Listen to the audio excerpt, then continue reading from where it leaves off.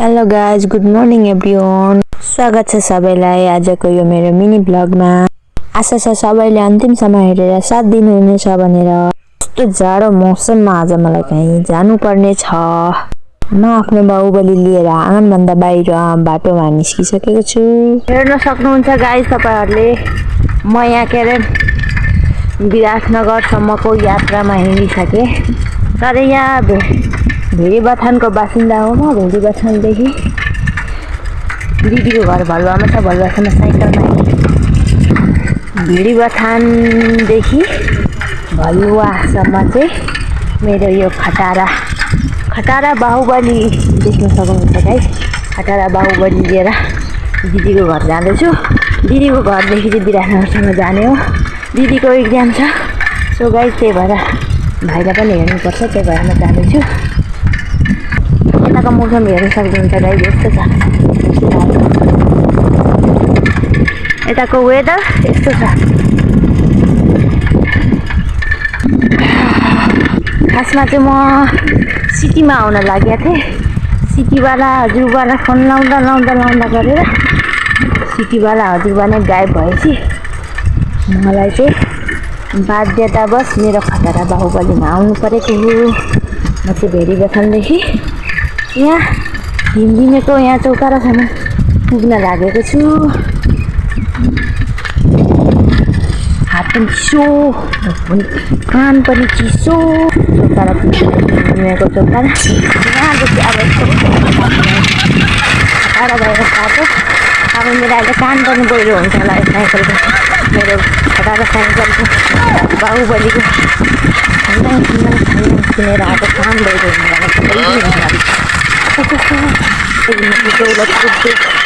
दौलतपुर चोक कटेर हल्का हल्का आइसकेको छु। हामी दौलतपुर चोकमा जान लाग्छ कि हाम्रो प्रगतिशील यता हो नि त। पहिले हामी पढेको स्कुल, त्यही भएर सरहरूले देख्नु अन्त लाग्छ भिडियोमा पुरा नहेर्छ गाइडहरू। त्यो साथीहरू आज मेरो विराटनगरसम्मको धेरै टाढो होइन, विराटनगरसम्मको यात्रा हो मेरो।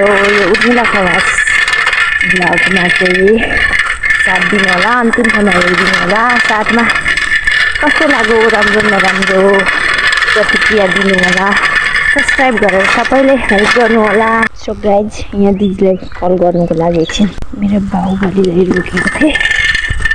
यतिखेर चाहिँ मेरो दिमागमा एउटै कुरा आइरहेछ कि मेरो यस्तो लो क्वालिटी भिडियो कसले हेरिदिन्छन् होला। पुरा कोही छ कि छैनन् होला यस्तो भिडियो, फुल भिडियो हेर्ने व्यक्ति। तो गाइज, बात करते करते हुए मैं मेरे दीदी का घर पहुंच चुकी हूँ।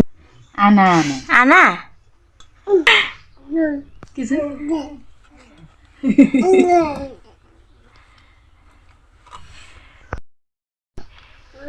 भात खाएको छैन हेर्न। हेर्न भात त्यतिकै छ। दाल पनि झोल खुवाउँदैछु अलिअलि। भोक लागेपछि के खुवाउनु? राख त्यहाँ, राख माथि ओछ्यानमा। हजुर त्यो खाऊ, पहिले त्यो खाऊ।